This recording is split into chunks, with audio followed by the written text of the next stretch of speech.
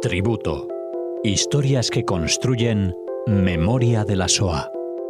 כי ראיתי את דרכי נעלמת ביער סבוך בין קירות חורשים ובתוך האדמה המדממת רגליי ננעצו. Bienvenidos oyentes de Radio Sefarad a esta nueva edición de Tributo. Historias que construyen memoria de la Shoah, aquí en Radio Sefarad con Cecilia Levitt. ¿Qué tal? Hola, Alejandro. Bueno, encantado de presentarte aquí en Radio Sefarad para que puedas hablar hoy a los oyentes de Gretel Bergmann. Así es. Todos sabemos que en el verano estuvimos como muy ligados a los Juegos Olímpicos y bueno, y una tarde Televisión Española pasó un documental que se llama Berlín, la gran ilusión, y de verdad que lo recomiendo. Es un documental muy, muy completo, y dentro del documental aparecía la historia de Gretel Bergmann, que es la figura a la que yo quiero hoy rendir este tributo. Para empezar, poder contarles que Gretel nace en 1914 en el sur de Alemania, en un pueblecito llamado Lappheim, que apenas tiene 6.000 habitantes. Es un lugar maravilloso en el que sus habitantes tienen buena convivencia. Inclusive tiene una amiga católica, ¿sí?, a la que Gretel acompaña a veces a la iglesia. Es un lugar en el que nadie juzga a nadie. Ella desde muy pequeña fue muy activa en el deporte, un poco también impulsada por su padre, y de niña podemos decir que siempre destacó. Ya en 1930 se va a unir a un club muy prestigioso y respetado de Alemania, donde ya participa en competiciones deportivas en todo el país y le va muy bien. Con 17 años ya estableció un récord alemán en salto de altura, con un salto de 1,51 metros. Gretel no conocía lo que era el antisemitismo en su entorno, hasta la llegada de Hitler al poder en 1933. Por ejemplo, su padre tenía una fábrica que confeccionaba pelucas para obras teatrales y también para muñecas. Tenía 125 empleados, pero los nazis se lo confiscaron todo, es decir, lo despojaron de todo.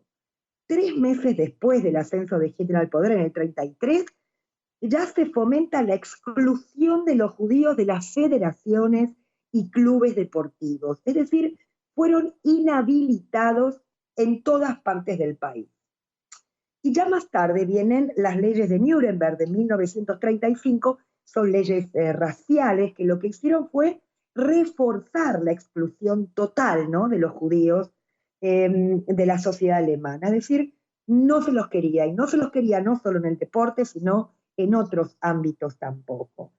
Gretel, la verdad que estaba entre las mejores atletas en salto de altura, en salto de longitud y en los 100 metros lisos.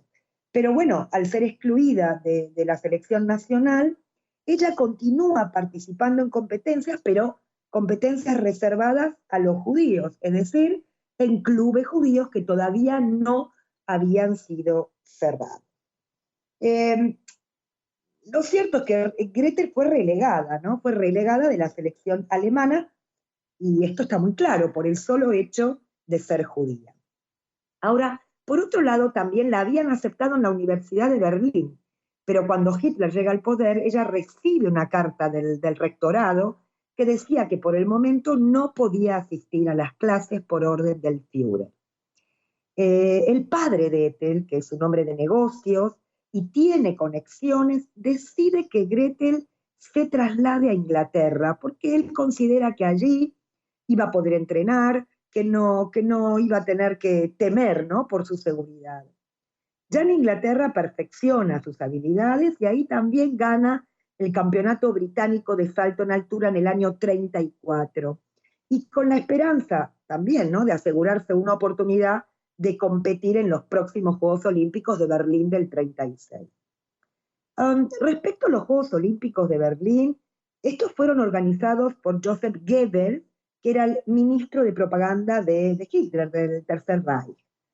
El principal objetivo de estos Juegos Olímpicos es como glorificar a Adolf Hitler, que está decidido, vamos a decir, a poner en práctica, ¿no?, lo que había escrito en su libro Mi lucha, Mein Kampf, que era la conquista de Europa a cualquier precio y, por otro lado, el exterminio del pueblo judío. 2 semanas antes de la inauguración de los Juegos Olímpicos, las SS habían organizado una redada en las calles de Berlín para apartar a los judíos y también a los gitanos, porque su presencia alteraba, ¿no?, y manchaba la exegia nazi. Himmler y Hitler habían concentrado, por ejemplo, a 800 gitanos con sus carromatos en lo que sería el primer campo de concentración. Ahora, los dirigentes callaron para no comprometerse, es decir, esto ocurre 15 días antes. Lo cierto es que todos sabían lo que había sucedido. Por supuesto, hechos vergonzosos, ¿no?, que intentan ocultar al Comité Olímpico Internacional. Después de las leyes de Nuremberg del 35, se había creado en diferentes países del mundo comités para boicotear los Juegos Olímpicos de Berlín, porque lo que ellos decían es que Alemania violaba todos los principios de igualdad y fraternidad de la Carta Olímpica. Por ejemplo, hubo manifestaciones en las calles, desfilaron asociaciones deportivas, sindicatos, grupos juveniles en Francia. Inclusive 2 deportistas de Estados Unidos se negaron a viajar a Berlín. Ahora, frente a estos boicots, Alemania envía organizadores, ¿sí?, a los diferentes países para desactivar el boicot. Alemania dice, no os preocupéis, nosotros respetaremos los principios de la Carta Olímpica porque nuestros valores son pacíficos y pacifistas en todos los sentidos. Y Goebbels proclamó que Alemania recibiría a cualquier deportista sin importarle su religión o su color de piel. Pero lo cierto es que en Alemania no hay deportistas judíos. Y explicaron, ¿qué es lo que explica Alemania? Explican que el motivo es porque no estaban al nivel de los Juegos Olímpicos. Es decir, los judíos no tenían el nivel para participar. Pero no explicaron nunca que estos deportistas judíos apenas podían entrenar porque los clubes judíos estaban prohibidos.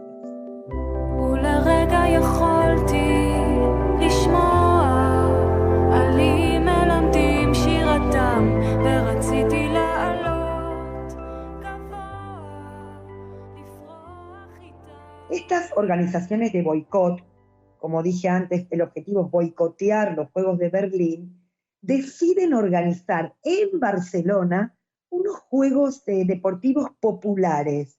¿En qué año? En julio del 36. Es decir, si boicoteaban los Juegos Olímpicos, en su lugar querían organizar, y de hecho lo organizan en Barcelona. Ahora, miles de deportistas de todo el mundo acuden a Barcelona para participar, pero como sabemos el proyecto fue frustrado porque el 18 de julio estalla la Guerra Civil Española. Por tanto, estos deportistas tuvieron que regresar a sus diferentes países. El pulso y la tensión entre las organizaciones de boicot y el Comité Olímpico Internacional se mantienen. Estados Unidos envía al presidente de su Comité Olímpico, el señor Brandich, que era un empresario que le juraba lealtad al régimen nazi, lo manda a Alemania, lo envía a Alemania para descubrir si los informes que acusaban al régimen de Hitler eran ciertos o eran falsos. Y cuando este señor Brandich regresa a Estados Unidos, dice, todos los judíos han sido invitados a los Juegos Olímpicos, es todo, ¿no?, lo que dice a su llegada. Debemos participar, no hay motivo para sospechar, pero bueno, tampoco explica que durante su visita fue vigilado, ¿no?, de forma estrecha en cada uno de sus pasos.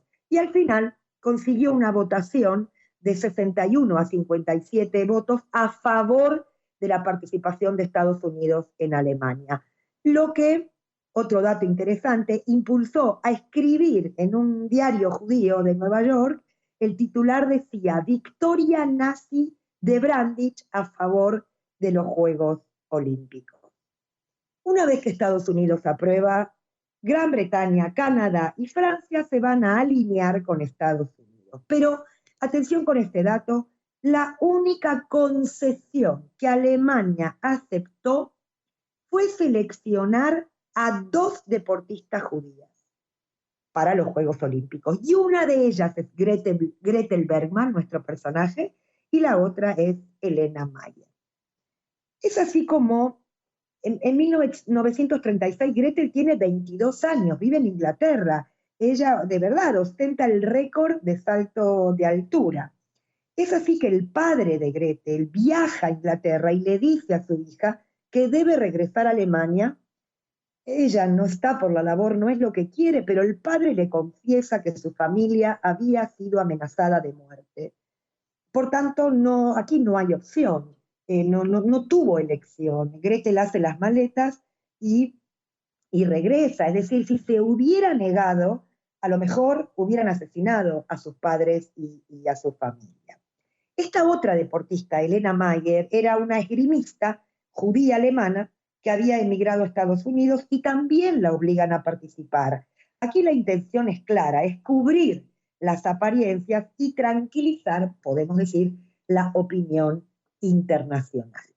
Con lo cual Gretel llega a Alemania en junio de 1936, inmediatamente se integra en la delegación alemana de atletismo, ya participa en una competición. Gretel conocía a la mayoría de sus compañeras de su equipo, ella las recuerda, pero lo que siente inmediatamente es que todos apartaron la mirada, ¿no? Y cuando, por ejemplo, se dirigió a la zona de salto y quiere saludar a uno de los entrenadores que ella conocía, directamente la ignora, ¿no?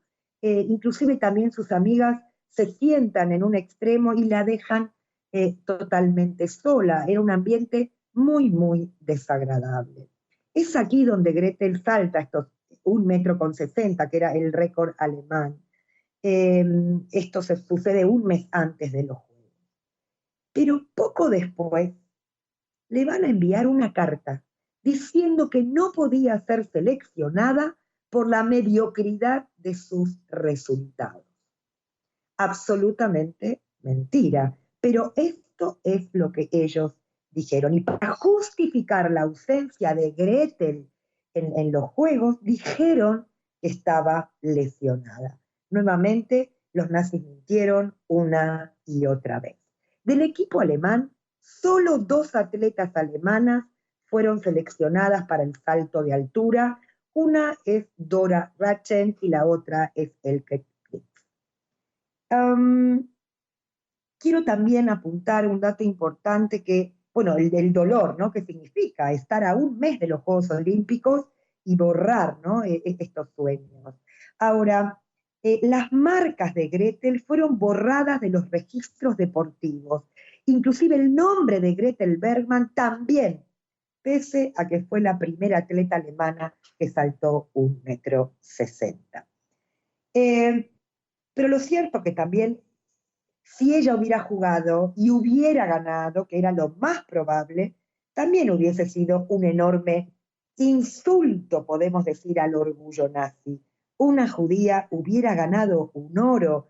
Esto implicaba que su vida hubiera estado en peligro.